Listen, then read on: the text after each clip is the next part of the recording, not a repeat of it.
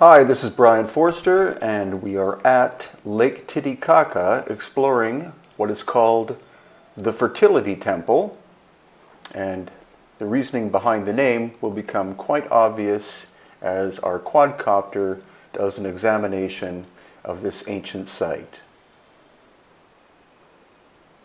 Now, no one knows specifically what culture created this. It was unlikely that it was the Inca, because the Inca were not capable of doing megalithic construction that we see here and in other locations such as, of course, Cusco, Machu Picchu, and in the Sacred Valley of Peru. The stone is a very hard basalt, and we have not been able to find out where the quarry is, but the people that we talked to said the quarry is not local, and that's also typical of ancient megalithic sites. Whoever did this construction work and made every block a different shape and size, perfectly interlocking, went as far as they needed to in order to make sure they had a supply of stone they required. So this is why this place is called the Fertility Temple. These are phallic shapes. Some people think that they're mushrooms, but I don't think so. And some are standing up and some are flipped over.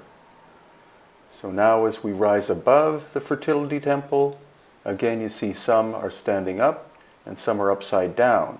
It's quite possible that this was done by Catholic church members because they found this site to be pagan and therefore it should be damaged or destroyed in order to get rid of the ancient knowledge and energy of the location.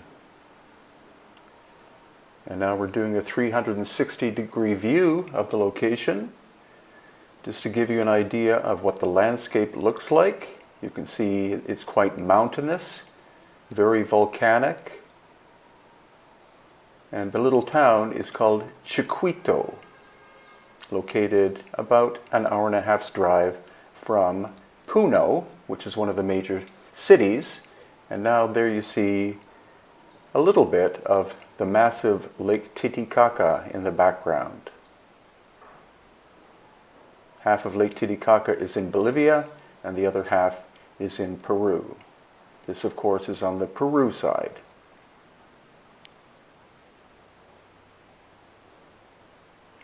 And there is the large, actually massive Catholic church. Part of the construction at the lower section looks like it was made from an older Inca temple, as well as the wall that you see in the foreground. But the Fertility Temple is made of much larger stones and they're much tighter fitting, and that's again is typical of what we see. Inca constructions tend to be cruder than the older megalithic, and you also notice that there are two rows of wall. Larger stones on the outside, smaller stones on the inside. So it is possible that the inside wall is of Inca construction, and the Inca found the megalithic site, which again is typical, and they decided to add their aspects to it.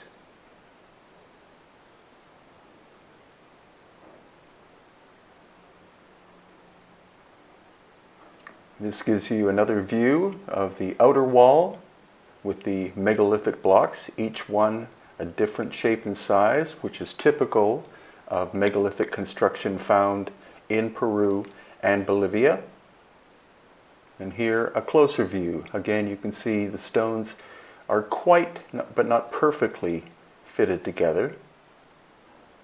And the stone is relatively even in terms of its consistency, so it probably all came from one quarry.